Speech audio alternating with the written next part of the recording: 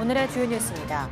누리호 3차 발사를 이틀 앞두고 오늘 누리호를 특수 차량에 싣는 작업이 진행됩니다.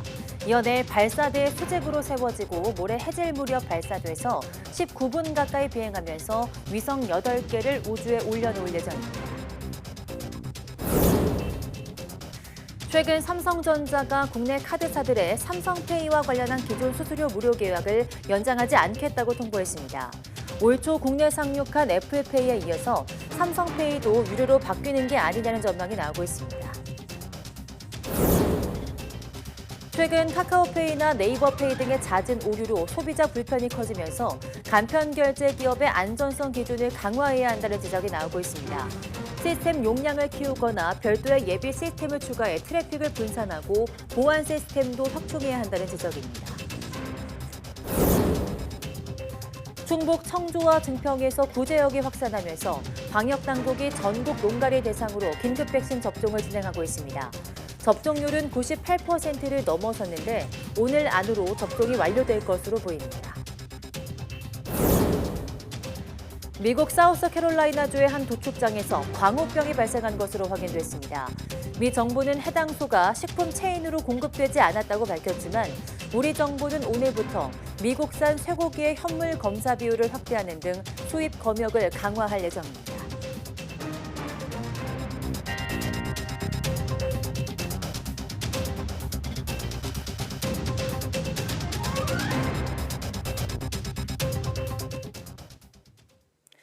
여러분 안녕하십니까? 5월 22일 사이언스 투데이 시작합니다.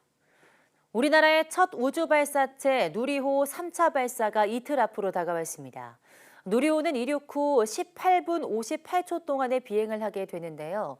고도 550km 우주 공간에서 8개 위성을 차례로 분리하는 기술적으로 어려운 과정을 수행합니다. 김진도 기자입니다.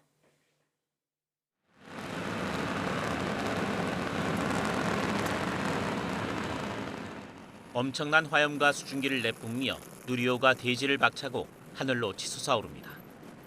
1분여 뒤 주변 대기의 압력이 최고조에 달하는 동압점을 통과하면 첫 고비를 넘깁니다.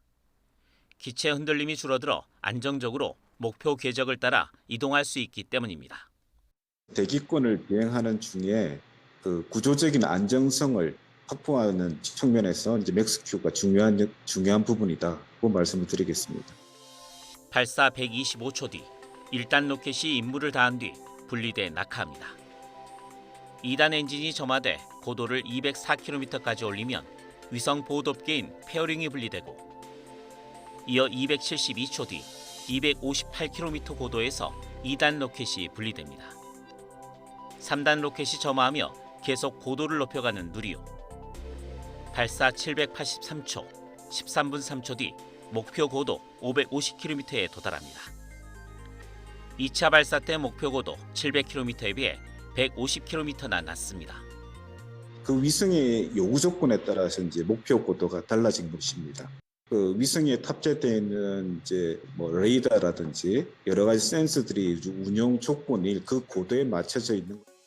가장 먼저 주 임무위성인 차세대 소형위성 2호가 분리되고 이어 20초 간격을 두고 큐브위성 3기가 차례로 궤도에 투사됩니다. 발사 863초 뒤부터는 천문연구원의 군집위성 도요셋이 역시 20초 간격으로 4차례 발사됩니다. 발사 뒤 1138초, 18분 58초에 이르면 3단과 위성구조체가 가속도에 의한 비행을 종료하며 누리호의 세 번째 도전은 끝나게 됩니다. YTN 김윤두입니다. 네, 그러면 발사를 이틀 앞둔 누리호는 지금 어떤 상태일까요?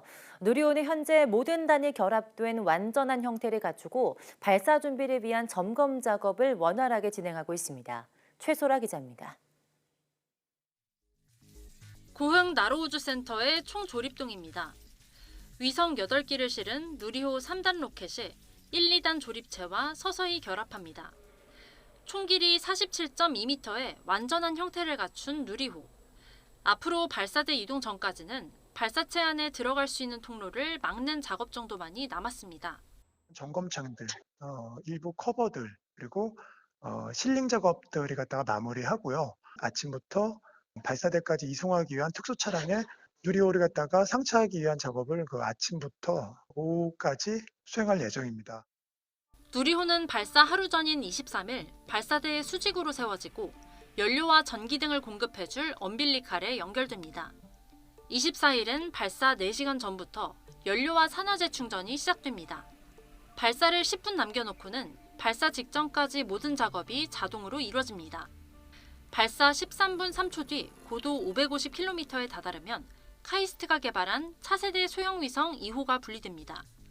누리호는 이번에 실제 사용되는 위성 8기를 싣고 가는데 가장 중요한 위성은 소형 위성 2호로 앞으로 2년간 영상 레이더로 지상을 관측하고 국산 우주 장비의 성능을 검증합니다.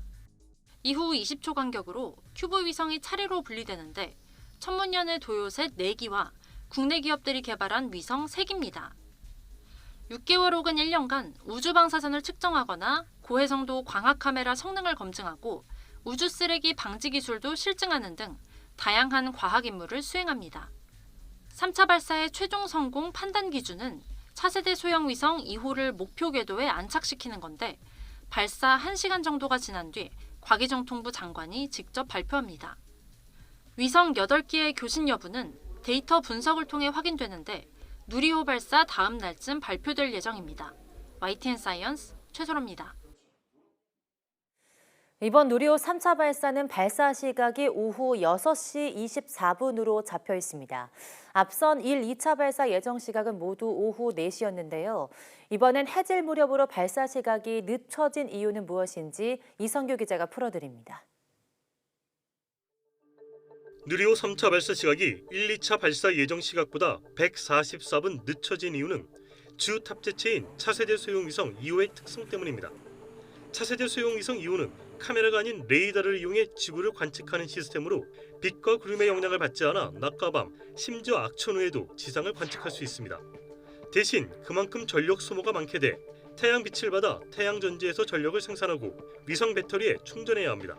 태양 전지판이 태양을 향하도록 지향함으로써 위성이 필요한 전력을 안정적으로 확보하게 됩니다. 즉 위성이 에너지를 확보를 해야 이후에 일들을 수행을 할 수가 있는 것이죠. 위성이 항상 태양을 볼 수 있는 궤도를 여명 황혼 궤도라고 하는데 이 궤도를 도는 위성은 오전 6시와 오후 6시에 적도를 통과하게 됩니다. 이 시각에 적도를 통과해야 위성 궤적이 태양에 완전히 노출돼 태양빛을 이용한 전력 생성을 최대화할 수 있습니다. 이를 마치기 위해 발사체와 위성의 비행 경로와 비행 속도를 계산한 결과 발사 시각이 오후 6시 24분으로 설정된 겁니다. 다만 발사 당일 기상 상황 등을 고려해 발사 시각 전후로 30분인 오후 5시 54분부터 오후 6시 54분을 발사 가능 시간으로 잡았습니다. 만약 24일 누리호를 쏘지 못하면 발사 예비 기간인 25일부터 31일 같은 시간대에 다시 발사 시도를 하게 됩니다. YTN 사이언스 이성규입니다. 누리호는 이번 3차 발사 이후에도 2025년부터 2027년까지 3번의 추가 발사가 예정돼 있습니다. 민간 기업이 항공우주연구원으로부터 누리호 관련 기술을 이어받아 발사를 진행하는데요. 뉴스페이스 시대 진입의 신호탄이 될 것으로 보입니다. 보도에 양회영 기자입니다. 3차 발사를 앞둔 누리호. 엔진과 로켓 제작, 그리고 총조립 과정에 민간 기업이 처음 참여했습니다. 발사 통제와 제어 부분까지 참관하며 독자적인 누리호 운용 노하우를 습득하는 과정입니다. 현장에서 저희가 발사체 관련된 조립 관련된 부분이나 시험 평가 관련된 부분에 대해서 실무적으로 참여를 하면서 발사체 관련된 기술들을 축적하고 있습니다. 3차 발사 이후 2025년부터 2027년까지 매년 한 차례씩 이루어지는 실전 발사는 민간 기업이 총괄하게 됩니다. 반복 발사를 통해 누리호의 신뢰성을 높이기 위해서입니다. 저희가 각기 다른 상황에서 다른 탑재체로 다양한 상황에서 반복 발사를 수행을 해서 발사의 신뢰성을 제고를 하는 것을 목표로 하고 있고요. 연구원이 확보한 기술을 민간이 이전받아 운용하는 뉴 스페이스 시대의 시작입니다. 중형급 위성까지 발사가 가능한 누리호와 별개로 차세대 발사체 사업도 진행됩니다. 2조 원이 넘는 예산을 들여 오는 2032년 달에 1.8톤의 착륙선을 보내는 것이 목표입니다. YTN 사이언스 양회영입니다. 보수적인 아랍 국가로 꼽히는 사우디아라비아에서 첫 여성 우주인이 탄생했습니다. 사우디의 줄기세포 연구원인 레이아나 바르나미는 미국 플로리다주 케네디 우주센터에서 발사된 스페이스X의 크루 드래건을 타고 국제우주정거장 ISS로 향했습니다. 바르나미는 사우디 정부의 후원을 받아 사우디 왕립 공군 전투기 조종사 알리 알카르니와 함께 우주 비행에 나섰고 비행 전 모두를 위한 꿈이 실현되는 순간이라고 밝혔습니다. 크루 드래건에는 두 사람 외에 여성 우주인 중 최장 우주 체류 기록을 세운 미 항공우주국 나사의 전 우주 비행사 패기 위슨과 미국인 사업가 존 쇼프너가 탑승했습니다. 고재형 확산을 막기 위해서 방역당국이 전국 농가에 실시한 긴급 백신 접종의 접종률이 98%를 넘어선 것으로 집계됐습니다. 농림축산식품부는 긴급 접종 대상인 전국의 소와 돼지, 염소 등 오재류 농장 가축 1,067만 마리 가운데 현재까지 접종을 마친 가축은 1,052만 마리라고 밝혔습니다. 농식품부 관계자는 긴급 백신을 아직 접종하지 못한 나머지 가축은 오늘 안으로 완료할 것으로 보인다고 설명했습니다. 앞서 방역당국은 지난 20일까지 긴급 백신 접종을 완료할 계획으로 지자체를 통해 전국 농가에 백신을 공급했습니다. 농림축산식품부가 미국 사우스캐롤라이나주의 도축장에서 비정형 광우병이 발생한 사실을 확인하고 미국산 쇠고기 수입 검역을 강화할 방침입니다. 농식품부는 우선 잠정 조치로 오늘부터 미국산 쇠고기의 현물 검사 비율을 현행 3%에서 10%로 확대하기로 했습니다. 또 미국 정부의 이번 비정형 광우병 발생에 대한 역학 관련 정보를 요구했고 이후 미국의 역학조사 결과 등을 종합적으로 고려해서 추가 조치 여부를 검토할 계획이라고 밝혔습니다. 비정형 광우병은 오염된 사료 섭취로 발생하는 정형 광우병과 달리 주로 8세 이상의 고령소에서 매우 드물게 자연 발생하며 현재까지 인체 감염 사례는 알려지지 않았습니다. 앞서 미국 농무부는 정기적인 광우병 예찰 프로그램에 따라 도축 부적합으로 분류된 소에 대해 검사한 결과 요구 한 마리에서 비정형 광우병이 발생한 사실을 확인했다며 문제의 소는 바로 폐기돼 식품 체온으로 공급되지 않았다고 설명했습니다. 오늘 새벽 3시 39분 강원도 동해시 인근 해역에서 규모 2.3의 지진이 발생했습니다. 지진은 강원 동해시에서 북동쪽으로 52km 떨어진 동해 해역에서 발생했으며 진원의 깊이는 28km로 분석됐습니다. 이번 지진의 최대 진도는 1로 대부분 사람은 느낄 수 없는 정도입니다. 기상청은 이번 지진으로 인한 피해는 없을 것으로 보인다고 밝혔습니다. 해양 생태계가 흡수해 저장하는 탄소를 블루카본이라고 하는데요. 열대 우림이나 침엽수림 등 육상 생태계 그린 카본보다 탄소 흡수 속도가 최대 50배 빠르고 탄소 저장 능력도 5배 더 뛰어나다고 합니다. 국내에서도 대표적인 블루카본인 해초지와 염습지를 확대하기 위한 노력이 이어지고 있습니다. 박기환 기자입니다. 해안가 콘크리트 옹벽을 걷어내고 그 자리에 높이 1.2m의 대나무 모래 포집기를 설치하자 생태계에 놀라운 변화가 찾아왔습니다. 해안사구가 자연스럽게 복원됐고 갯끄렁과 통보리사초 등 염생식물들이 앞다투어 모습을 드러냈습니다. 기후변화에 관한 정부 간 협의체는 지난 2013년 해양식생숲인 맹그로브와 염생식물이 자라는 염습지 등을 블루카본으로 인정했습니다. 블루카본은 육상의 그린카본보다 탄소를 50배 더 빨리 또 5배 더 많이 흡수할 수 있는 것으로 나타나 세계적인 주목을 받고 있습니다. 한려해상 국립공원 바닷속을 다이버들이 분주하게 움직입니다. 모내기 하듯 계란판에 촘촘히 심어진 거머리말을 갯벌 바닥에 탄탄히 고정하는 작업을 하는 건데 시간과 품이 육지에 곱절 이상 들어갑니다. 쓰레기로 넘쳐나던 황량한 바닷속 풍경이 불과 넉 달 만에 군소와 돌기 해삼, 7동갈 망두기 즐겨 찾는 해초지로 탈바꿈했습니다. 해양생물 개체수도 인근 미 복원지보다 3배 가까이 많은 49종이 관찰됐습니다.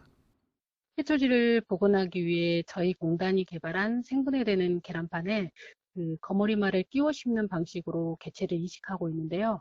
활착률이 70% 이상인 것으로 확인됐습니다. 육상에서도 해안가 타이어를 걷어내고 염생식물을 심은 자리에 흰발 농개와 갯개, 대추기 고등 등이 관찰되고 생태계 교란 생물인 갯줄풀의 분포 면적이 5% 이하로 감소했습니다. 국립공원공단이 지난 2016년부터 지금까지 복원한 해초지와 염습지는 18만 9천 제곱미터, 축구장 25개 면적에 달합니다. 해초지와 염습지는 국제적으로 인정하는 대표적인 해양 탄소 흡수원입니다. 우리 공단은 기후변화에 대응하기 위해 국립공원 내 해양 탄소 흡수원을 지속적으로 확대해 나갈 계획입니다. 국립공원공단은 올해 축구장 32개 넓이의 해초지와 염습지를 추가 복원해 연간 316톤의 이산화탄소를 흡수하고 해양생물 다양성도 크게 높인다는 계획입니다. YTN 박견입니다.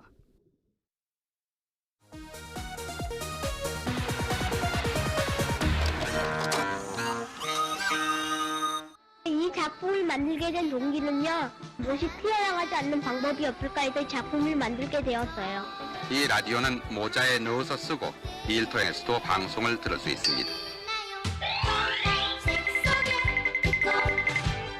초등학생이 만든 양방향 선풍기입니다. 모든 사람들을 시원하게 해줄 수 있습니다. 호출기를 이용해 먹이를 주는 방법 등 상상력이 뛰어난 발명품도 쏟아져 나왔습니다. 발명을 많이 해서 사람들이 편하게 해주고 싶어요. 한 고등학생이 유턴 표시 등을 만들었습니다. 그렇다고 차의 구조를 바꾸거나 새로 만들 필요도 없습니다. 좌회전 차량과 유턴 차량을 확실하게 구별할 수 있어서 이번 전시회에 나온 발명품은 600여 점. 부피가 자유자재로 변하는 페트병입니다. 냉장고의 공간을 여유 있게 활용할 수 있습니다. 화장실 안에 사람이 없는데도 문이 잠겨 곤란을 겪었던 초등학교 여학생이 이런 안전 잠금 장치를 고안했습니다. 문이 잠겨져 있어서 용변을 못 봤습니다. 그런 장난을 못 치도록 화장실을 도우려고 만들 수는 없을까? 국무총리상을 받은 가스통 운반기.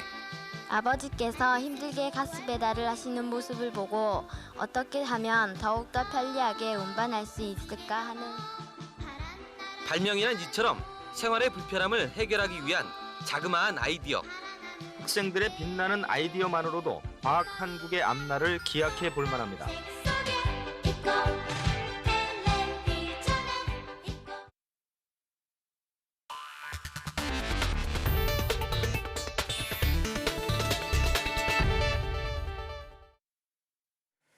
최근 카카오페이와 네이버페이 같은 국내 간편 결제 시스템에 오류가 잇따라 발생하면서 소비자들의 불편이 커지고 있습니다.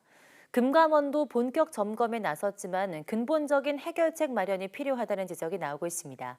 엄윤주 기자입니다. 지난 15일 카카오페이 지갑의 금액란에 조회 중이라는 문구만 보입니다. 송금 화면도 먹통입니다. 인터넷 커뮤니티에는 배달과 인터넷 쇼핑 등을 이용한 뒤 돈을 결제하지 못했다는 글들이 쏟아졌습니다. 친구한테 금액을 이제 송금해야 되는 상황이었는데 이게 카카오페이만 문제가 생기니까 제가 카카오페이만 이용을 하거든요. 뭐 해킹이라고 당한 줄 알고. 앞서 지난 1월과 4월에는 네이버페이가 4차례 오류가 발생했습니다. 아무래도 뭐 공지나 이런 게 없이 그냥 일시적 장애라고 하니까 연결이 처음에 안 되는 줄 알았거든요. 아무래도 돈과 연관되어 있다 보니까 좀 답답한 감이 없지 않아 있었죠. 이처럼 최근 간편결제 시스템의 잦은 장애로 소비자들의 불만이 커지자 금감원도 원인 분석에 나섰습니다. 네트워크 오류나 데이터베이스의 과부하 등이 주요 원인으로 떠오르고 있습니다. 데이터베이스 시스템이 급증하는 이용자들을 미처 수용하지 못하고 있다는 분석이 많습니다. 이 때문에 전문가들은 시스템 용량을 키우거나 별도의 예비 시스템을 추가해 트래픽을 분산시켜야 한다고 지적합니다. 어떤 용량을 확대하든지 아니면 별도 이중화를 해서 용량이 과부하가 걸리더라도 해소할 수 있는 시스템 구축이 꼭 필요하다고 생각합니다. 여기에 개인정보를 해킹으로부터 보호할 수 있도록 보안 시스템도 이중화 조치를 해야 한다고 강조합니다.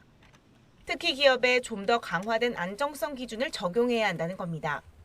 그 보안 시스템이 이중화가 돼 있는 경우가 없는 걸로 저는 알고 있습니다. 또 이중화가 안 돼 있으면 나중에 서비스 개시할 때 보안 시스템까지 만약에 고장이 생기면 복구가 안 되잖아요. 현재 국내 간편결제 사업자들 가운데 카카오페이와 네이버페이는 전체 시장의 절반 이상을 점유하고 있습니다. 두 기업의 안정성이 곧 간편결제 시장 전체와 직결되는 만큼 사후약 방문식이 아닌 보다 책임감 있는 대책이 필요하다는 지적입니다. YTN 엄인주입니다. 이런 가운데 삼성페이는 유료화로 바뀌는 것 아니냐는 전망이 나오고 있습니다. 삼성전자는 최근 삼성페이 계약을 맺은 카드사들에게 오는 8월 10일 이후 계약을 자동으로 연장하지 않겠다는 내용의 공문을 보낸 것으로 전해졌습니다. 앞서 삼성전자는 2014년 신한과 삼성, 현대, KB국민 등이 참여한 앱카드 협의체와 손잡고 삼성페이를 서비스로 무료로 시작했고 지금까지 별도의 재협상 없이 관련 계약을 자동 재연장해왔습니다. 하지만 이번에 재계약 자동 연장 중단을 통보함에 따라 올해 초 국내에 상륙한 애플페이에 이어서 삼성페이도 수수료를 유료화하는 게 아니냐는 전망이 나오고 있습니다. 애플페이가 현대카드로부터 건당 0.15%의 수수료를 받는 것으로 알려진 만큼 일각에서는 삼성페이도 비슷한 수준을 요구할 가능성이 나오고 있습니다. 삼성전자 측은 아직 공식적으로 결정된 건 아무것도 없다고 밝혔습니다.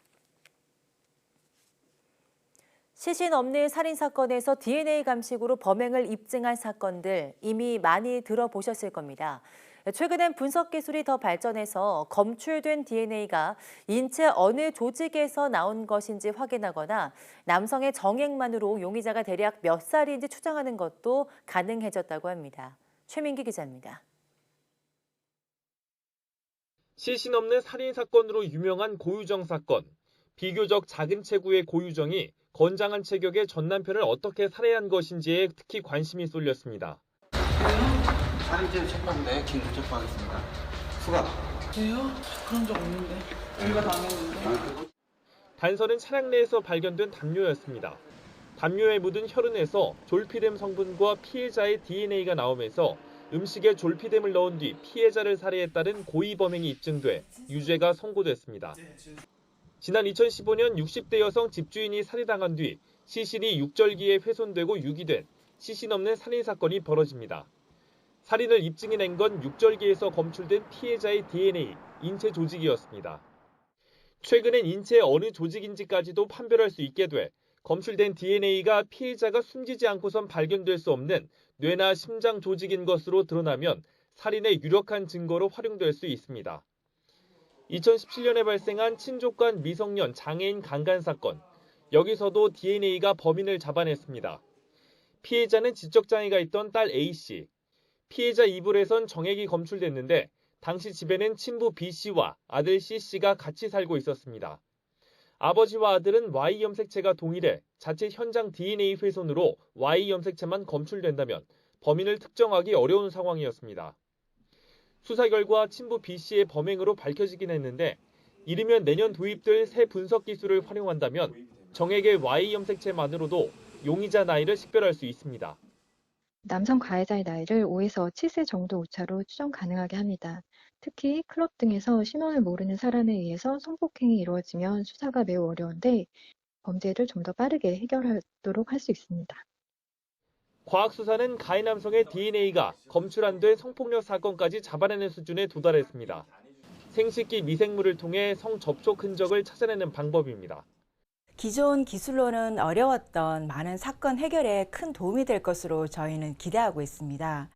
충분한 데이터를 많이 쌓아야 하고요. 또 관련 판정 기준도 만들 예정입니다. 대검찰청은 이른 시일 내에 DNA 감정과 관련한 핵심 기술을 현장 수사에 추가 도입해 강력 사건에서의 증거 확보 역량을 크게 높인다는 방침입니다. YTN 최민기입니다.